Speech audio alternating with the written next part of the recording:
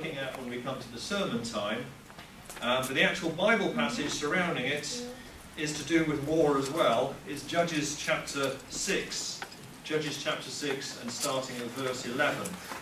And it's a story that you may find yourselves very familiar with. And the main character in there is someone I identify with because he was a scared young man. And some of us have been in that position, or scared young ladies in our time. So this is the beginning of his story. Judges chapter 6 verse 11. After this the angel of the Lord arrived and sat down in the shade of the oak tree in Ophrah that belonged to Joash, a descendant of Abiezer, while his son Gideon was threshing wheat in a winepress in order to safeguard it from the Midianites. The angel of the Lord appeared to him and told him, "The Lord is with you, you valiant warrior." This is the valiant warrior hiding. But Gideon replied, "Right, sir, if the Lord is with us, then why has all of this happened to us? And where are all his miraculous works that our ancestors recounted to us when they said, 'The Lord brought us up from Egypt, didn't he?' But now the Lord has abandoned us and given us over to Midian."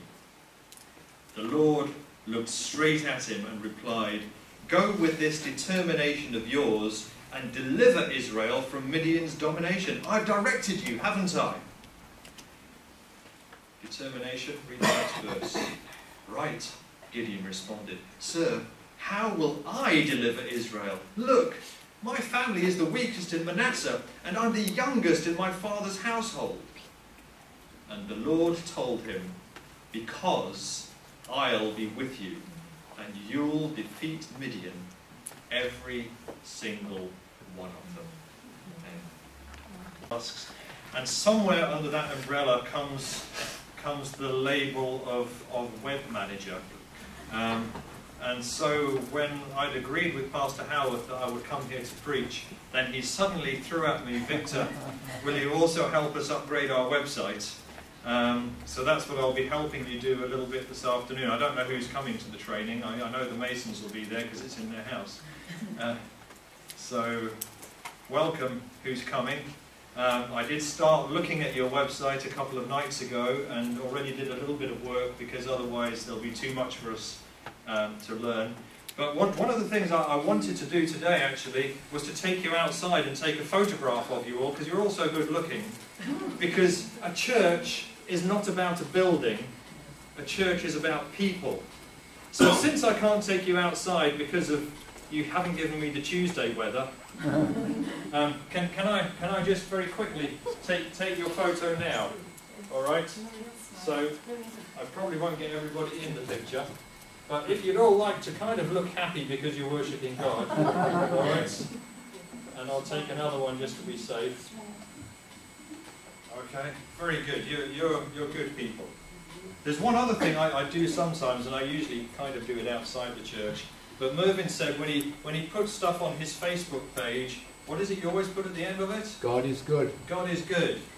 So one of the things I've started doing, and it's partly because I know some of you aren't into social media at all, and some of it scares me. So one of the things I've also started doing is I go to different churches all around the British Isles, and I kind of stand outside the church, and I just kind of, I'm holding over my face, I just kind of hold the camera up, and I just go, "Smile," and it takes a picture. That probably looks awful. And then I put it on Facebook, and people say, "Oh, Sutton in Ashfield, that's where he's been, is it? Praise God, there's an Adventist church in Sutton in Ashfield."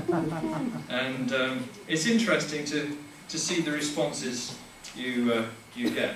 So within a week or so, hopefully your website is going to look different because some really good people are going to be doing things with it.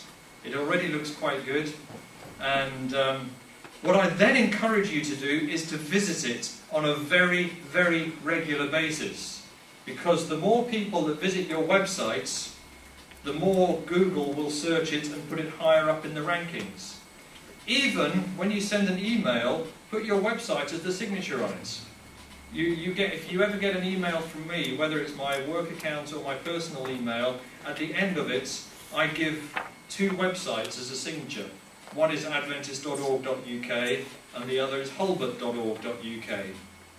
So they find out something about the church, or they find out something about me, whether it's true or not, but it's there. And it's free advertising, and it helps people know. Okay, I'm not going to spend any more time on that because you didn't come to hear me promoting things. Let me move on to this. That's quite a familiar picture for you, isn't it? You couldn't help last year but be bombarded in whatever media you looked at about something to do with World War I. And it keeps on going. You know, the Daily Telegraph is publishing a PDF version of this day 100 years ago for the whole of the 4 years of World War I. Some of those poppies were actually made, well, they were all made in a factory in Derby, and 2 of our Adventist Church members were working in that factory. So there's something there. But to be honest, can I just take this off and hold this? Sorry. Yeah. Okay, because I have a job keeping still. When you look at all of these poppies, each one of them represents a soldier who died in the battles of the First World War. And it only represents the British and Commonwealth soldiers.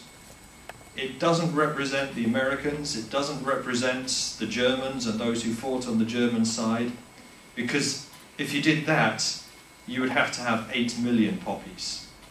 There were more people killed in the First World War than were killed in all the wars of history up until that date. It's an astonishing thing to think about. 21 million people injured.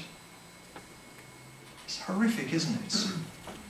And it was called the war to end all wars. It didn't quite do it, did it? Because there's wars going on today all around. But one of the things that... actually, let me show you another picture first, because this maybe brings it home a little bit more. You all saw the Sainsbury's Christmas advert last year, didn't you? And it was partnered with the Royal British Legion to make people think. But it actually had quite an interesting effect, because it actually made people think about pacifism. Because if the German and the Englishman can be friends on Christmas Day, if they can play football together on Christmas Day, if they can exchange little gifts with each other on Christmas Day, how on earth can they shoot or bayonet each other on Boxing Day? And that actually was a challenge for the commanders on both sides, because they had a job to get those troops fighting again, and they totally banned any other kind of compromises in future Christmases, because your job was to go there and kill or be killed. It wasn't there to actually realise that the people the other side of the fence were exactly the same as you, dealing with the same issues of you, having family back at home just like you. And it starts to make you think, what is war all about? And in fact, there are some who would argue that war is simply a result of failure. And so there are those who equally argue we shouldn't be involved with war. And in that group, certainly back at the time of the First World War, this church was a part of those who said war is evil and it's wrong, and chose to be conscientious objectors. Now, I did some research into that because, you know, in my role, and more in my media kind of PR role, I'm always looking for a story that is there in the mind of the public that maybe has an Adventist connection. And because for several years I grew up in Plymouth, and my dad used to, as a minister, go and visit prisoners in Dartmoor prison, I was kind of aware that there were some Adventists that spent the First World War in Dartmoor. And I started doing some research, and I found it was a much, much bigger story than that. From that, I actually made a documentary film. I'm going to play you 90 seconds of it, if that's all right. Oh, before I do that, let me just give you this quote from one of our church co-founder, Ellen White. But it's a quote I think makes a lot of sense and was the basis for what I want to tell you this morning. We've got nothing to fear for the future, except as we forget the way the Lord has led us and His teaching in our past history.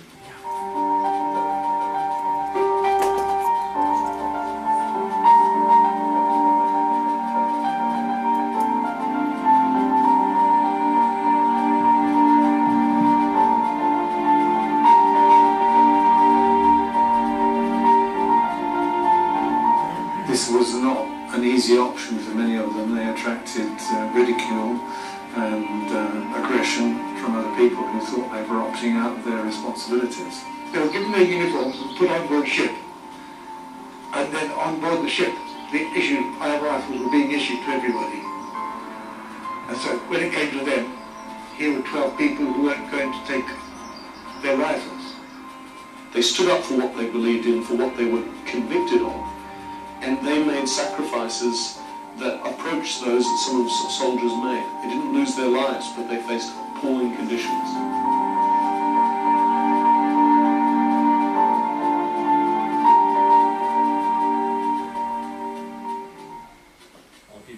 I'll give you the web link at the end of the service, so you can watch that documentary if you want to.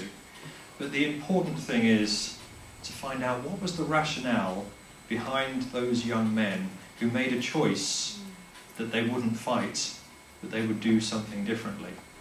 So let me tell you that story. Let me tell you it in the context of the quote I just gave you before that piece, to give you it in its whole context, because Ellen White, when she wrote that, she actually started it off with praise God.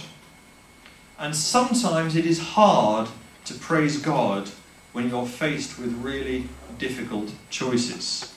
And that's what they were faced with at Battersea Town Hall in July 1914, where the Adventist Church in the British Isles was having its union session. It was electing its leaders for the next couple of years. And there you can see, and for those of you, I saw on the back of your bulletin, you're kind of looking at issues of the GC session that's coming in a few weeks' time. It's just interesting as a sidetrack to notice these were all the British ministers in that time, and notice how many ladies there were amongst them. That's on the side, not making a point, just for you to see that. But they were meeting in Battersea Town Hall the very weekend that the First World War broke out.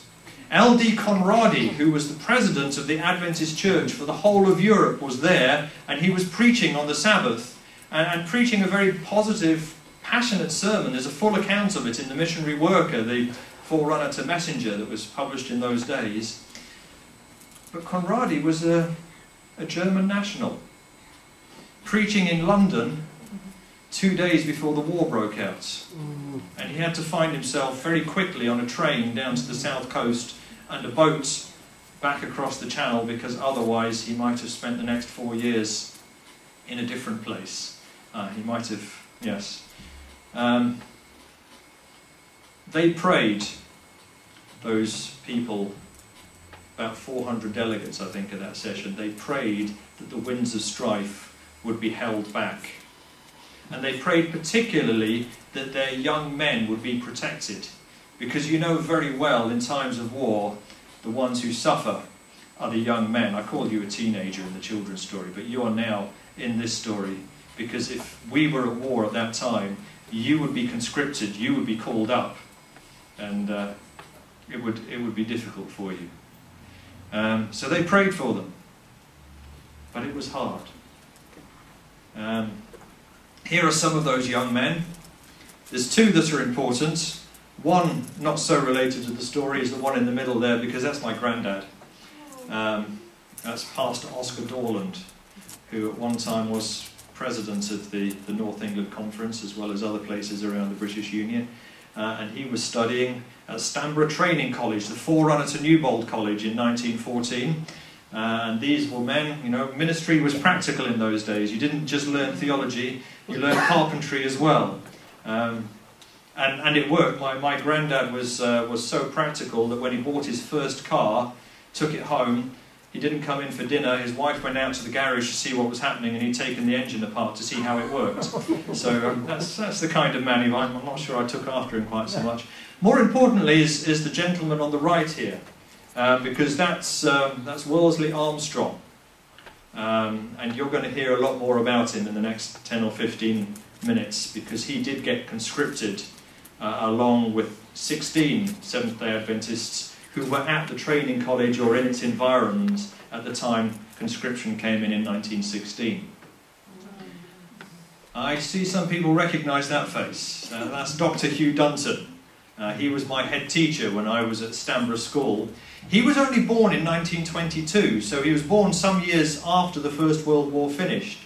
But his father was a conscientious objector.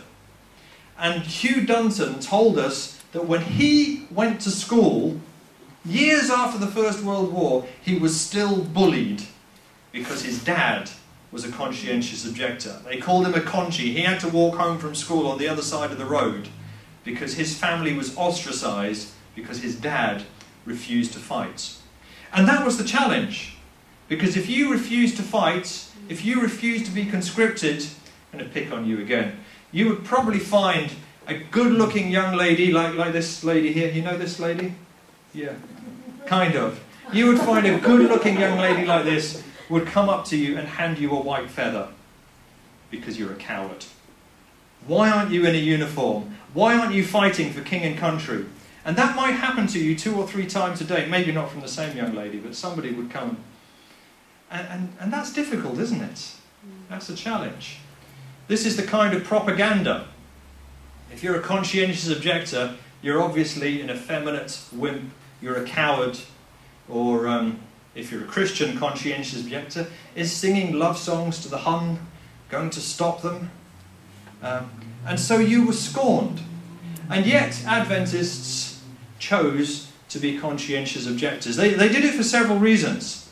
And those reasons, if you read the history, will actually go back to the American Civil War and big discussions and choices that were made then.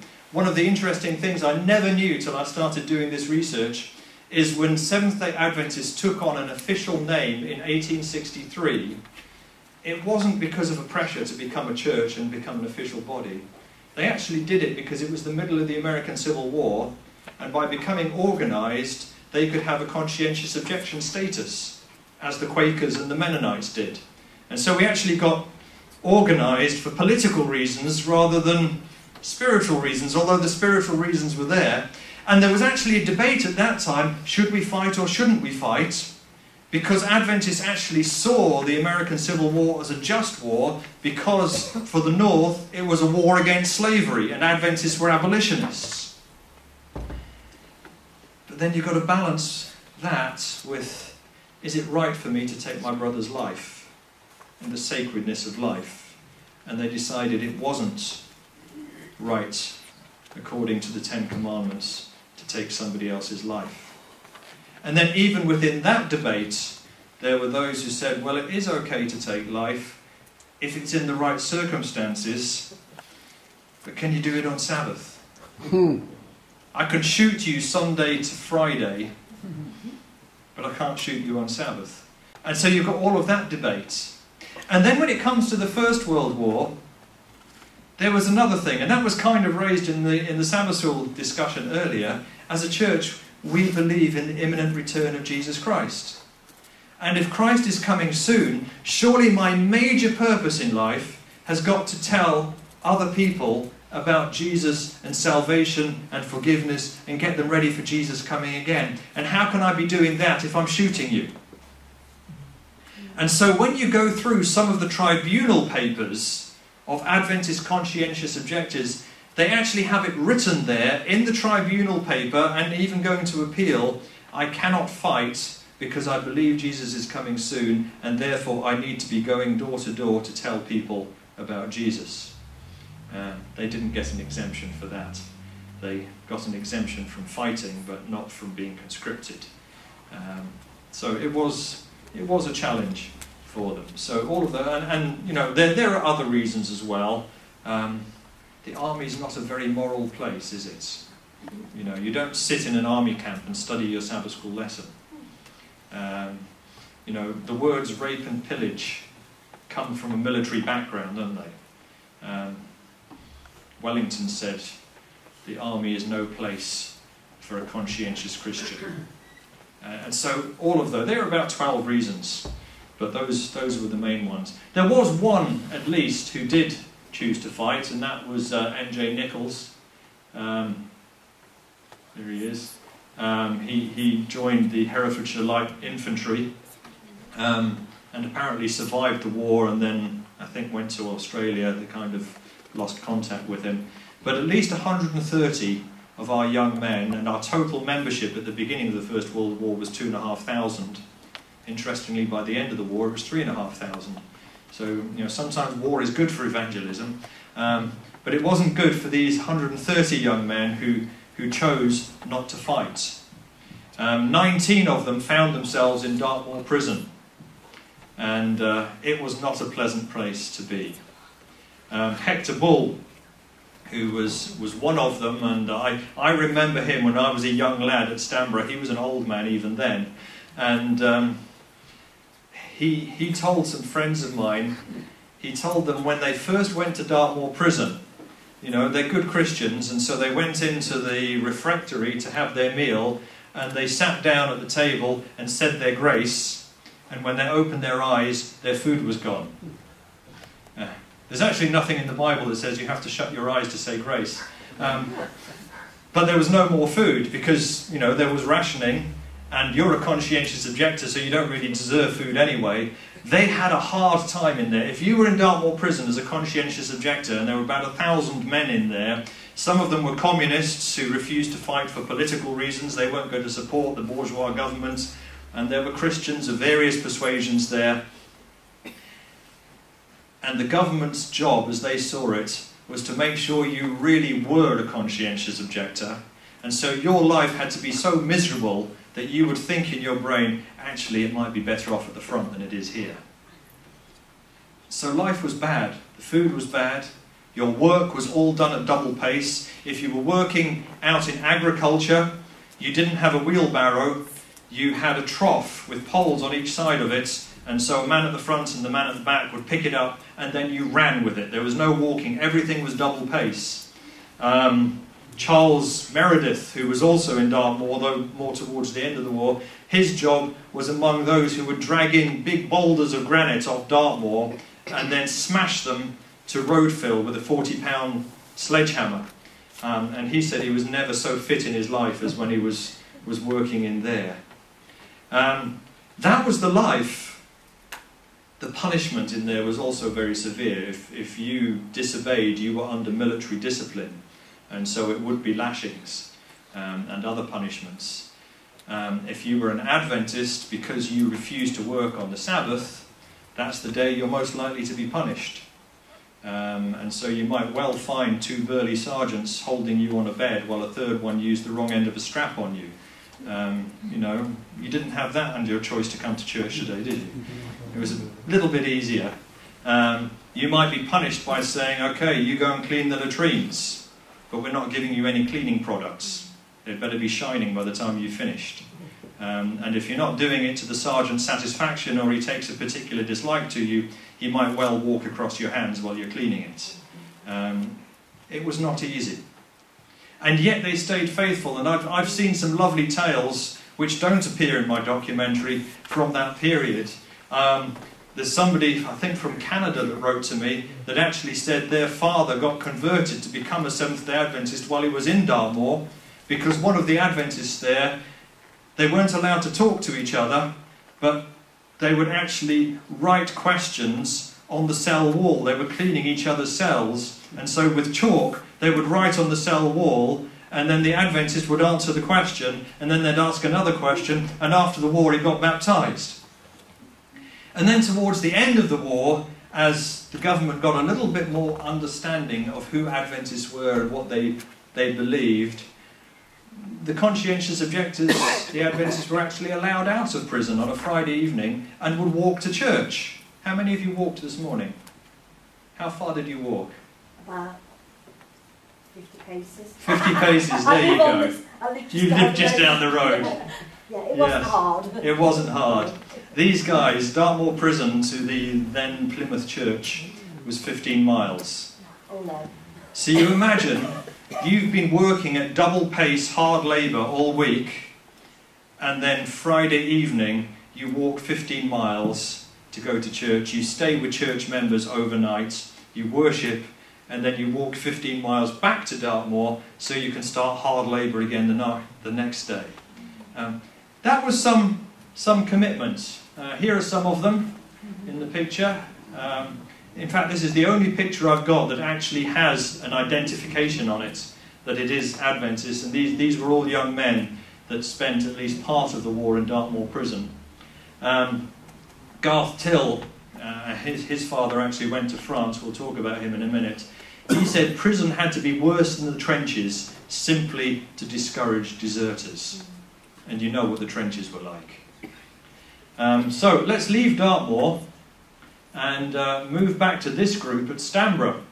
And the back row mainly, you know, if you were 14, 16 years old when the war started, anywhere up to the age of 55, as you hit your 18th birthday or you were anywhere in that period, you would likely be conscripted. And so these young men at Stamborough Training College in March 1916, after the government had brought in conscription, because, you know, the government had said, oh, you know, the war's going to be over by Christmas, and it wasn't. And people were dying in their tens of thousands and somehow not volunteering at the rate to replace the cannon fodder that the government needed them to. They brought in conscription. And so these young men got conscripted. And they were advised, rather than going into the medical corps, because they were told if you go in the medical corps, soldiers don't look like being looked after by conscientious objectors. You know, because again, you're a coward. You're just looking after me, but you refuse to die for me. And so they went into the non-combatant corps up in Bedford Barracks, and within a few weeks, 6 weeks in fact, they found themselves on a troop ship going across to France. They were already in uniform. On the troop ship, they were handed rifles. Now you've got to think here, and I don't know how it works, but you're in a non-combatant battalion and you're handed a rifle on the ship on the way to France, and the only thing in my mind can be the thought that you may be a conscientious objector while you're safe in England, but when you can hear the gunfire on the front, maybe you'll be something else. Well, these young men refused to take the rifles, and so when they got to France, they were put on one side of the dock, and they stood there. It wasn't like here, it was hot sunshine. They stood there in the sun for a couple of hours, and then the sergeant thought, I better do something with them. And so he said, look, there's a pile. He picked on Armstrong, because he was the biggest and looked the toughest of them, and he picked on him and said, look, there's a pile of rocks here, put them over there. And so he spent a couple of hours in the sun carrying these rocks across the other side of the quay, and then at the end the sergeant said, good, now put them back. And that was the kind of treatment that they got at the beginning. But they came to an accommodation, and for about 18 months they actually did pretty well. They worked in the docks, they unloaded grain ships and equipment. They didn't do anything that was to do with anything actively involving the taking of human life. Some of them, you can look in the Missionary Worker and you'll see articles like this, Young Men Abroad, and there's Brother Bernard Belton who talks. He was separated, he and one other Adventist were sent off to another area where they were the only Adventists, but they got Sabbath privileges. And he says, we're having a wonderful experience, proving more and more of God's power. And he talked about how even he was able to witness within the place where he was. The 14 that were left down towards Le Havre, they also managed most of the time. They had one little incident, which again I only found out after I'd made the documentary, where they did get into trouble for keeping the Sabbath, and they were actually arrested and were going to be sent to the prison, but the problem was the prison was full, So they kept them in a guardhouse overnight, and the prison was still full the next morning. So they were called to the commandant's office, and the commandant said to them, actually he said it 3 times straight to them, "You must not disobey orders."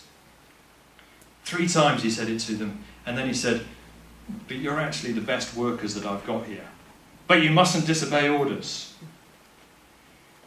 And because they were such good workers, he then made provision for them so they didn't have Sabbath problems again, until we come to November 1917, at which point they had a new young officer come in as the commander, and that young officer was not going to have any of that Sabbath nonsense.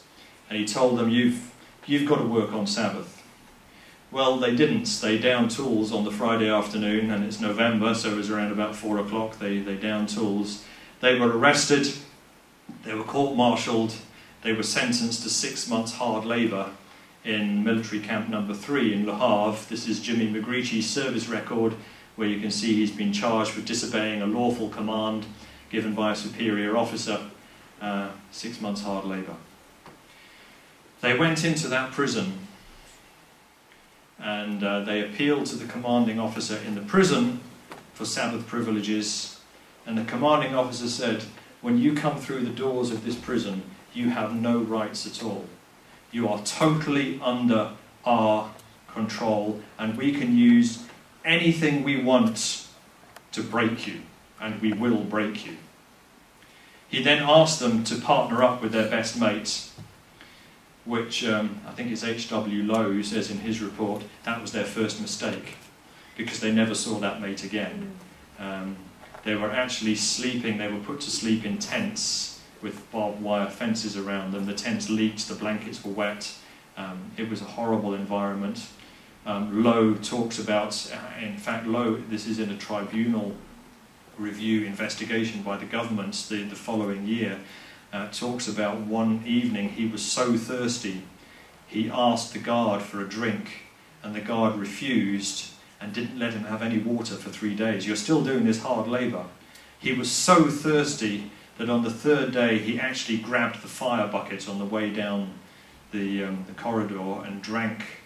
You can't imagine what that water was probably like, but that's the kind of facility they were in. It was barbaric. Now the challenge, of course, is they're in for religious reasons, and so they're pushed into tents with people that have a very different point of view to them. These are people, some of them are deserters and are simply shell-shocked. Some of them were thieves and not the best people in society before they were ever conscripted, and they carried on being that when they got to the front, and so they needed to be imprisoned as well. It was not an easy life for them.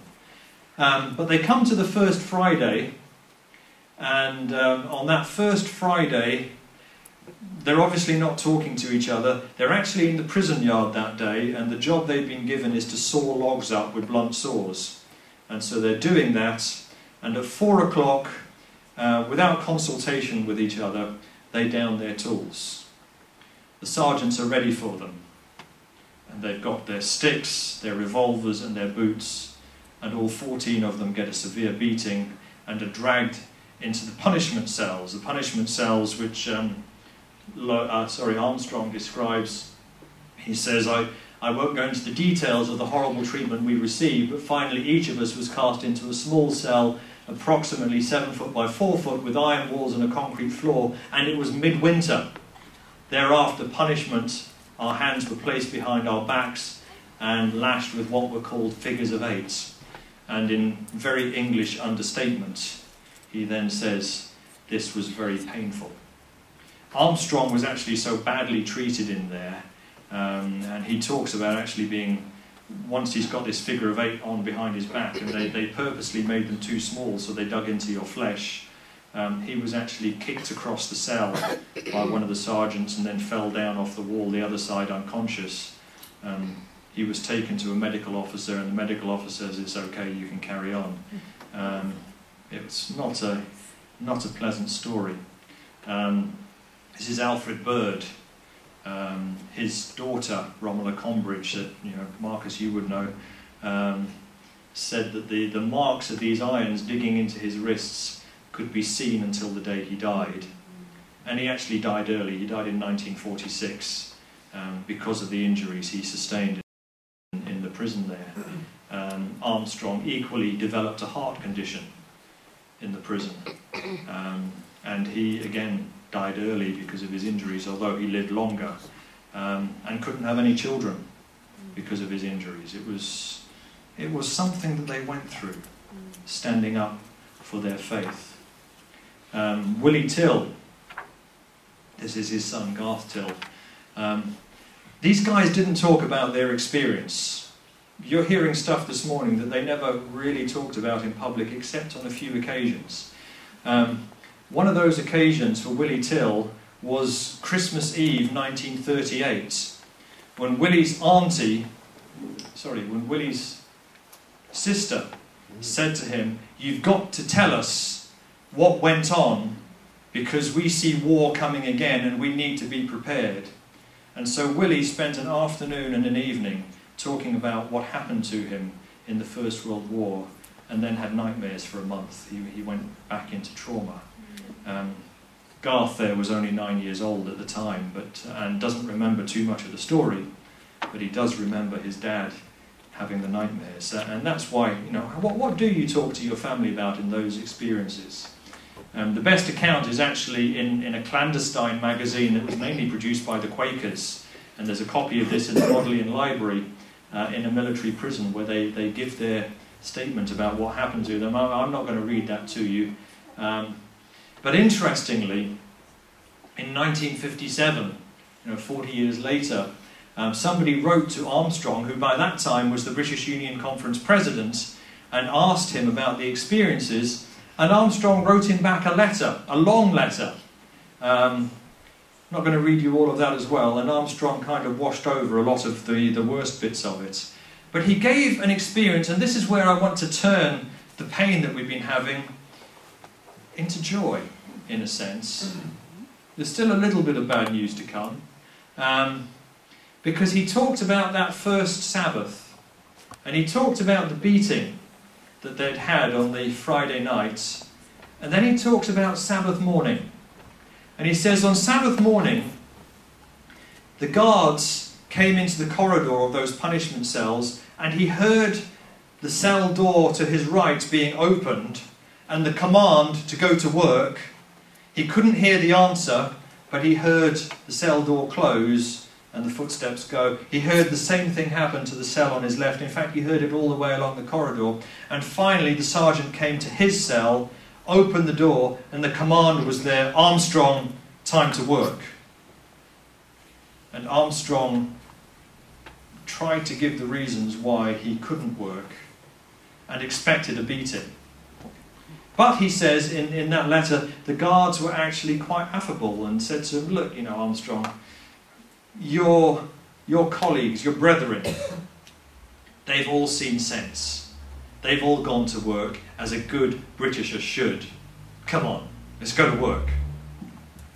At which point he again tried to explain to the sergeant, and he said, "Look, I can't speak for what choices my brethren may have made, but for me, my decision is to follow what God says." At which point he got his beating. Now the interesting thing is, he's then lying there on the floor, and he starts to hear some whistling. Somebody starts to whistle one of our old Adventist hymns.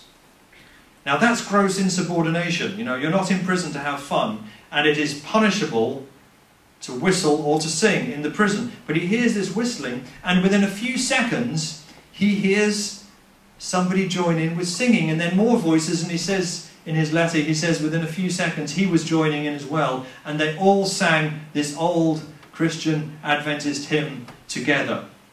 And he says, the singing of that hymn brought wonderful comfort and strength to us as we were there in that prison. We finished that hymn in an atmosphere of absolute quiet, because the sergeants didn't know what to do. sergeants and the NCOs had come back into the corridor and realised they hadn't defeated these Christian conscientious objectors. And Armstrong actually says, although the persecution and the beatings continued to some extent, that they were treated with some respect because the sergeants realised that these were conscientious people who stood for what they believed. There was an army chaplain that was walking past the prison and he heard screaming inside.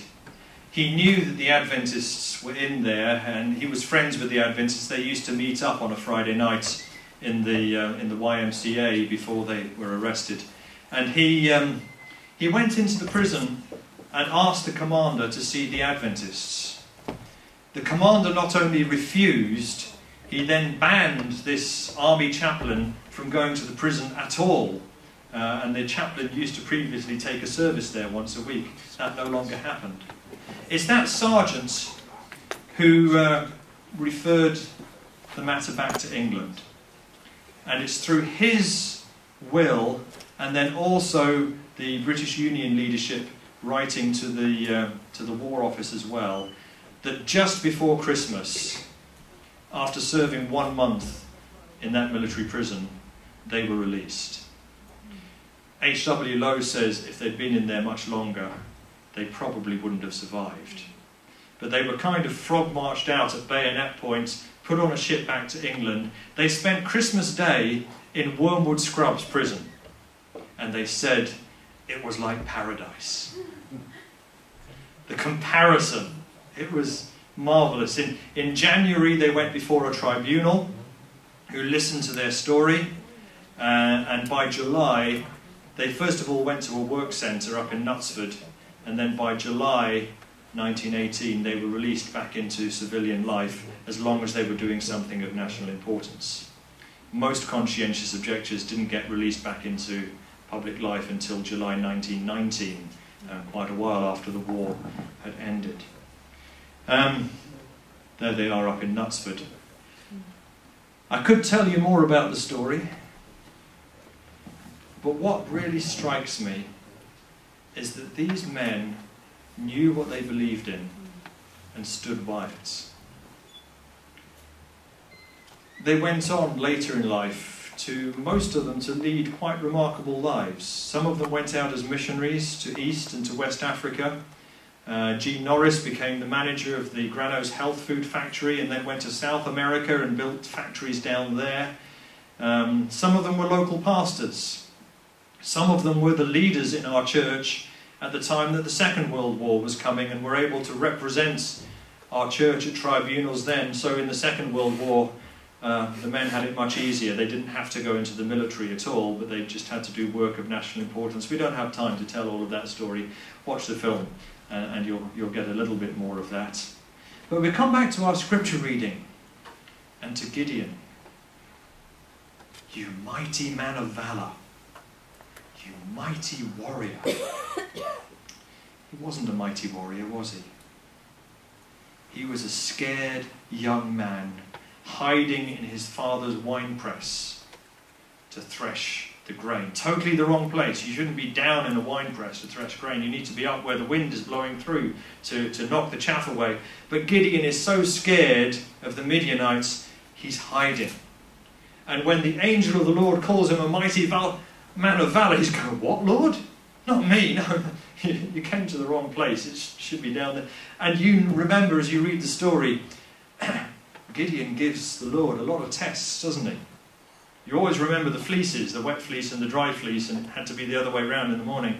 But you read through that chapter, you'll find there's a whole series of tests. And eventually, it's not Gideon volunteering, it's the Lord more or less wearing him down. And eventually he agrees to go for it. And his first job is to cut down the Asherah pole in his father's vineyard, which he does in the middle of the night so nobody will know. But he didn't know that you don't need Twitter or Facebook for a story to get around, because everybody knew in the morning. The social media was already there and everybody knew, and his father stands up for him. And then you get the story and you find that God has a sense of humour Because if Gideon is so timid, and God calls him a valiant warrior, Gideon then calls up this army of 32,000 to go against, is it the 200,000 Midianites? He thinks, well, at least God's on my side, I can do it with 10,000. Sorry, do it with 32,000. So God then cuts it down to 10,000, cuts it down to 300. And if God can do something with 10,000 or with 300, or just with a faithful, scared young man, what could he do with the 12 in a prison, or the 14 in a prison in France? Or what could he do with you or with me? And sometimes, I've got very moved by this story. It's got quite personal for me, and I'm still, when I've got a little spare time, going and researching about it.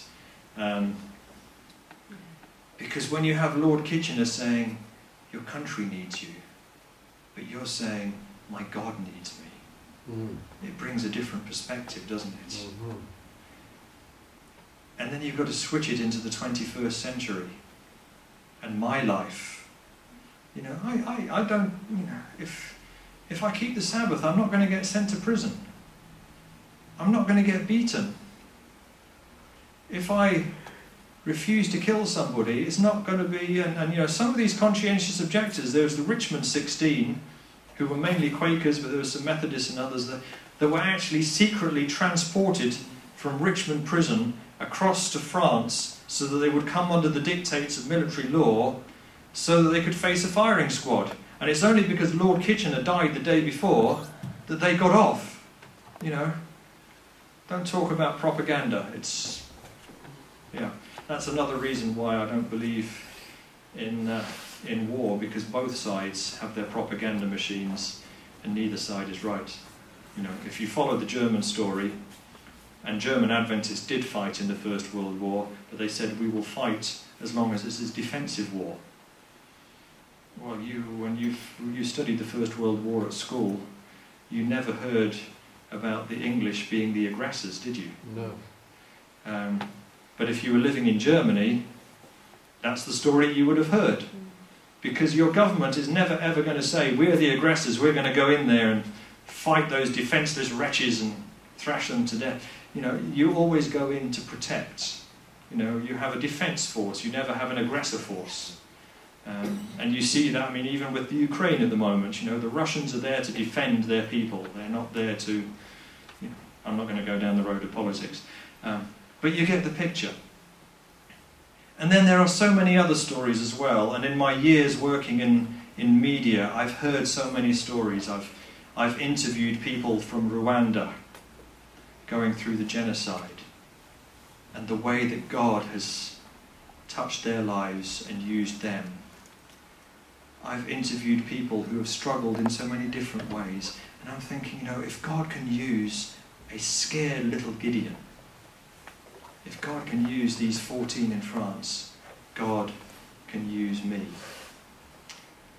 And the last thing that just brings the story personal to me, and I did not know this when I started the research, that's my great uncle.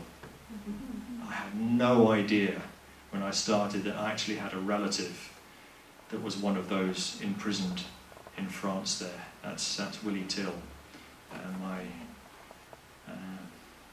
my father's cousin's dad, if you work that out.